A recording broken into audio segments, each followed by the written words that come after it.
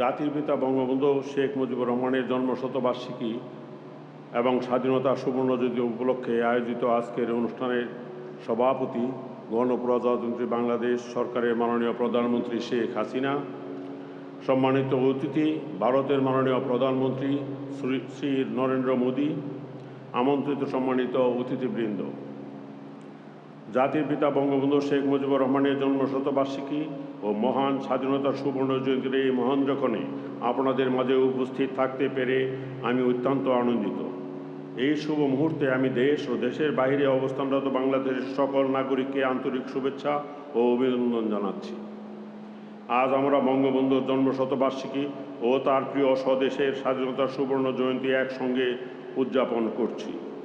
বাংলাদেশ ও বাঙালির ইতিহাসে এক অপূর্ব মিলনক্ষণ। বক্তব্যের শুরুতে আমি গভীর শ্রদ্ধা ও কৃতজ্ঞতার সঙ্গে স্মরণ করছি স্বাধীন বাংলাদেশের মহান স্থপতি, সর্বকালের সর্বশ্রেষ্ঠ বাঙালি জাতির পিতা বঙ্গবন্ধু শেখ মুজিবুর রহমানকে। আমি সশ্রদ্ধ চিত্তে স্মরণ করছি চার জাতীয় নেতাসহ সকল বীর মুক্তিযোদ্ধা ও অমর শহীদকে, যাদের অসীম সাহস ও আত্মত্যাগের বিনিময়ে আজ আমরা স্বাধীন দেশের গর্বিত নাগরিক।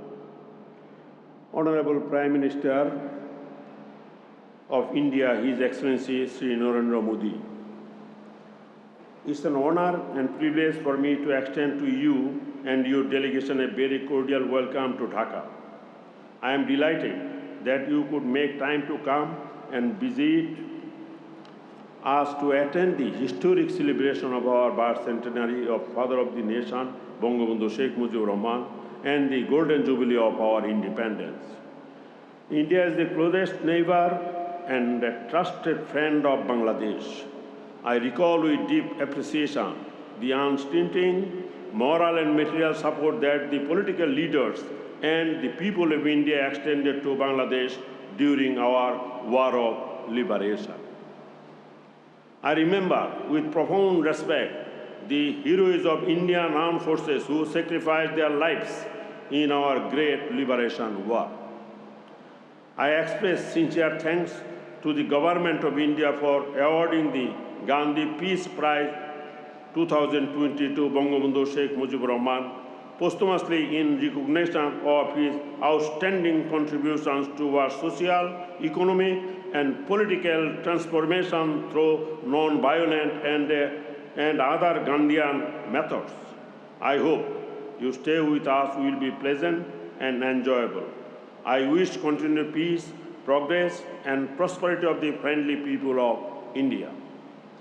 সম্মানিত সুধী, আজকের দিনটি আমাদের জন্য অত্যন্ত আনন্দের, গর্বের ও সম্মানের। কারণ 1971 সালে মার্চের এই দিনে প্রথম প্রহরী জাতির পিতা বঙ্গবন্ধু শেখ মুজিবুর রহমান আনুষ্ঠানিকভাবে স্বাধীনতার ঘোষণা দিয়েছিলেন। কিন্তু এই স্বাধীনতা একদিনে বা হঠাৎ করে আসেনি। অনেক ত্যাগ আর রক্তের বিনিময়ে বঙ্গবন্ধুর নেতৃত্বে দীর্ঘ 9 মাস রক্ত হয়ে মুক্তিযুদ্ধের মাধ্যমে আমরা স্বাধীনতা পেয়েছি। তাই স্বাধীনতার সুফল জনগণের গোড়দোড়ায় পৌঁছে দিতে সকলকে সততা, নিষ্ঠা ও আন্তরিকতার সাথে নিজ নিজ অবস্থান থেকে দায়িত্ব পালন করতে হবে। ব্যক্তি, পারিবারিক, সামাজিক, রাজনৈতিক ও রাষ্ট্রীয় প্রতিটি কাজে দায়িত্বশীলতার পরিচয় দিতে হবে। সকল ক্ষেত্রে নীতি, নৈতিকতা ও আদর্শ প্রতিষ্ঠার পাশাপাশি যোগ্য নেতৃত্ব গড়ে তুলতে হবে। দেশ ও জনগণের উন্নয়ন রাজনৈতিক নেতৃত্বের একক দায়িত্ব নয়। স্বাধীন দেশের নাগরিক হিসেবে এটা আমাদের সবার দায়িত্ব ও কর্তব্য।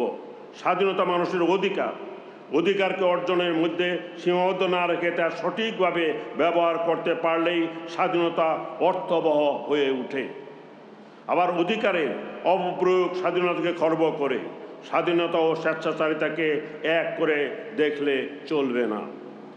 সম্মানিত সুধীমণ্ডলী, বঙ্গবন্ধু শুধু বঙ্গের বন্ধু হয়েই থাকেননি, হয়ে উঠেছেন বিশ্ববন্ধু, সারা বিশ্বের নিবেদিত নির্যাতিত মানুষের আপনজন। 1973 সালে আলজিয়ার্সে অনুষ্ঠিত নেম সম্মেলনে বঙ্গবন্ধু বলেছিলেন, কোট, বিশ্ব আজ দুভাগে বিভক্ত, শোষক আর শোষিত, আমি শোষিতের পক্ষে, আনকো। বঙ্গবন্ধুকে জানা ও বোঝার জন্য জন্মশতক বার্ষিকী উদযাপন একটি প্রশংসনীয় উদ্যোগ। তবে এই উদযাপনকে আনুষ্ঠানিকতার মধ্যে সীমাবদ্ধ না রেখে আমাদের নূতন ও ভবিষ্যৎ প্রজন্ম যাতে বঙ্গবন্ধুর জীবন, কর্ম, তার নীতি ও আদর্শ সম্পর্কে জানতে পারে সেদিকে গুরুত্ব দিতে হবে।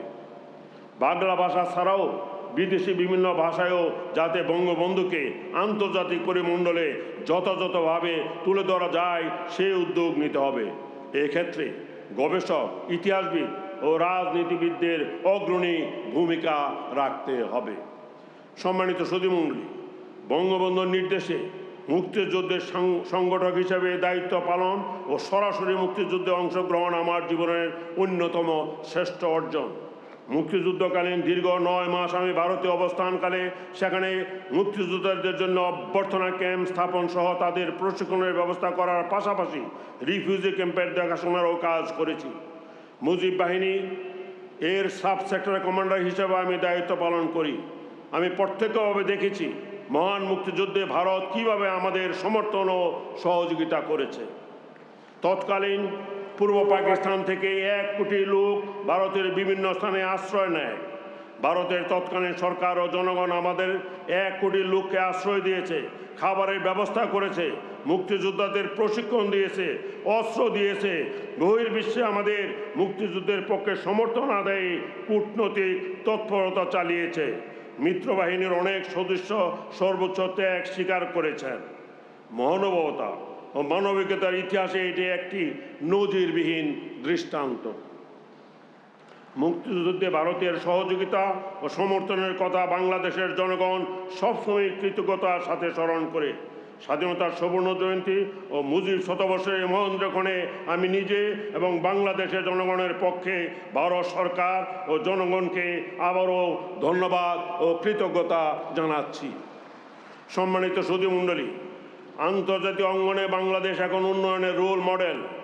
বঙ্গবন্ধু অনুসৃত কারোর সাথে বৈরিতা নয়, সবার সাথে বন্ধুত্ব নীতি অনুসরণ করে বাংলাদেশ দ্বিপাক্ষিক ও বহুপাক্ষিক সম্পর্ক উন্নয়নের মাধ্যমে কূটনৈতিক অঙ্গনে সফলতার সাথে এগিয়ে যাচ্ছে।